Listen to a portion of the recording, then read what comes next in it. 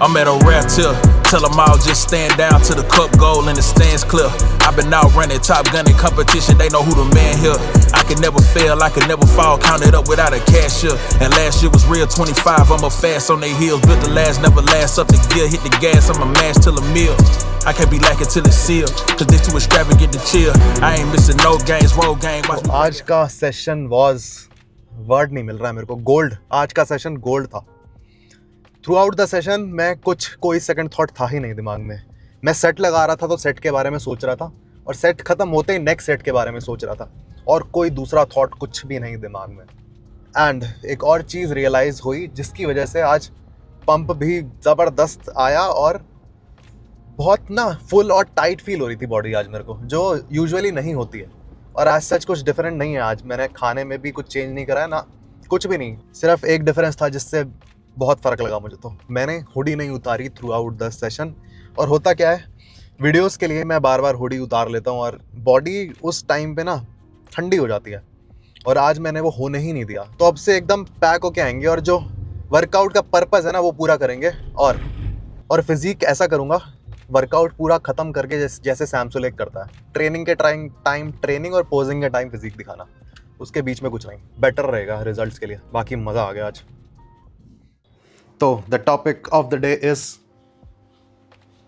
Biggest fat loss mistake. और आज ना ही हम डाइट की बात करेंगे, ना ही हम वर्कआउट की बात करेंगे, और आज हम एक ऐसी फैट लॉस मिस्टेक के बारे में बात करेंगे which I think is the biggest reason why लोग उस श्रेडेड या लीन फिजिक तक नहीं पहुंच पाते। और ये एक टिप उन लोगों के लिए काफ़ी हेल्पफुल होगी जो अपनी डाइट पे कंट्रोल नहीं कर पाते, क्योंकि मैं तुम्हें एक रीज़न दूंगा जो तुम्हें कंसिडर करना ही पड़ेगा, और जिसको कंसिडर करके तुम अपनी डाइट पे चीट नहीं करोगे, या बोलूँ नहीं कर पाओगे।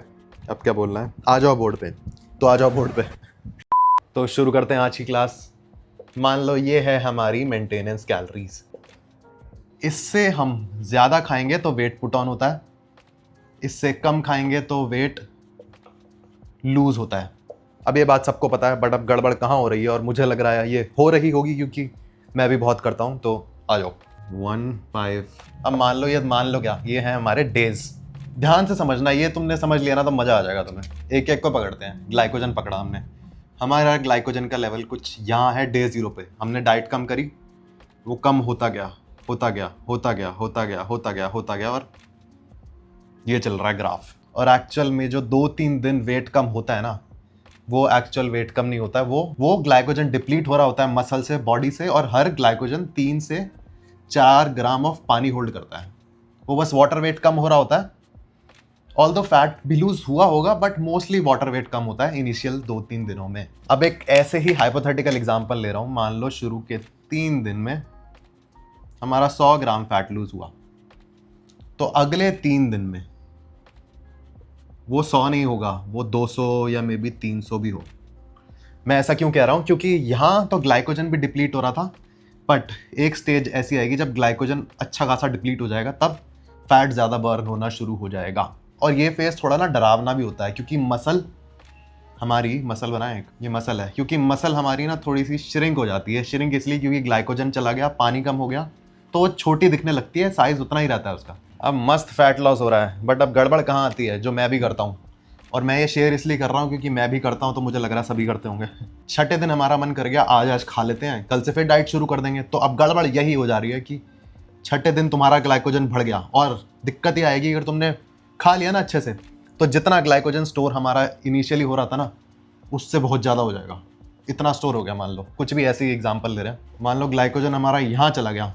अब दिक्कत क्या आएगी, तुम दोबारा से इस फेज पे चले गए जब तुम्हारा फैट बहुत कम लूज हो रहा है, या फिर यहाँ पे तो होएगा ही नहीं, और ये ग्राफ फिर से ऐसे बनेगा।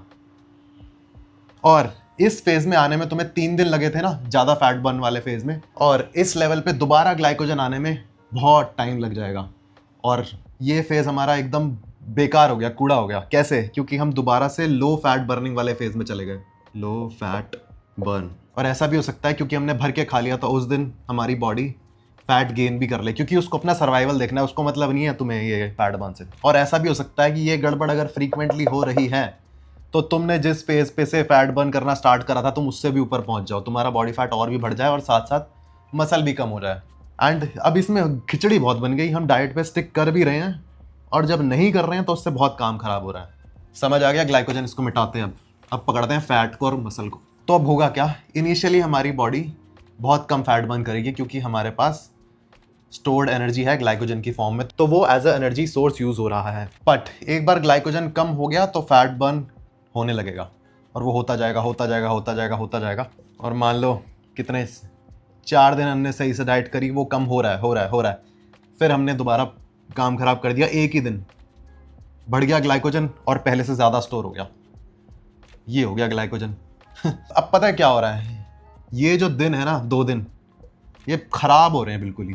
और इसके बाद भी जब दोबारा फैट लूज करने लगेगी बॉडी, स्पीड पकड़ेगी, उसमें भी टाइम लगेगा। अब दोबारा से जो ये वाला पॉइंट था ना हमारा, जब हम बढ़िया फैट लूज कर रहे थे, अब वो पॉइंट दोबारा से आने में 3-4 दिन लग जाएंगे क्योंकि ग्लाइकोजन अगेन भरा पड़ा है हमारे पास, हम उसको ये बर्न करे जा रहे हैं। और अब पता है मसल लूज कैसे हो रही है, ये सब खिचड़ी में। अब होता क्या है, कैलोरी डेफिसिट के टाइम इनिशियली ग्लाइकोजन जाएगा, ऑल्दो तीनों ही बर्न हो रहे होंगे सारे time, but the game is इसको हमें बचाना है और इसको हमें ख़त्म करना है। अब मैं तुम्हें वो एक रीज़न देता हूँ जिससे तुम डाइट पे चीट नहीं करोगे, फैट लॉस के टाइम स्पेशली। अब ये देखो, मैंने और ले भाई मारकर ख़त्म कर दिया हमने, अचीवमेंट, वेरी गुड। ये दोबारा से डेज हैं। अब होता क्या है, जब हम कंटिन्यूसली बहुत दिन तक डेफिसिट पे रहते हैं तो फैट तो बर्न होता ही होता है, उसके साथ साथ थोड़ा बहुत मसल भी जाता है।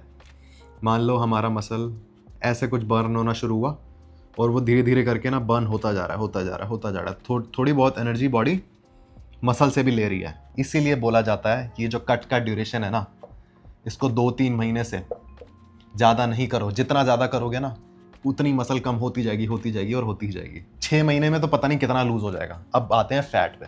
अब फैट का ग्राफ भी बढ़िया ही बनेगा हमारा, फैट कम होता जाएगा होता जाएगा। ये ऐसी हाइपोथेटिकल है, ये मत सोचना एकदम मसल गिर रही है, ये बस दिखा रहा हूँ कि हाँ मसल भी कम हो रही है, फैट तो हो ही रहा है। पर अगर वो चीट मील वाला हम बार बार काम कर रहे हैं, बार बार मसल में ग्लाइकोजन दिए जा रहे हैं, तो ये सीन होगा, ऐसा कुछ बनेगा, ऐसा होगा लूज। पर ये क्या है ये, अब मज़ा आएगा। मान लो हमें अपना बॉडी फैट ना इतना चाहिए था, जो हमें ना 2 महीने में मिल जाता, मंथ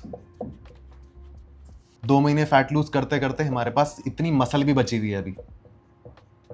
अब जो हम ये काम खराब करते हैं, इसकी वजह से क्या हो रहा है, इस स्टेज पे, इस बॉडी फैट परसेंटेज पे आने में हो सकता है तुम्हें 4 महीने लग जाए, 4 मंथ्स एम।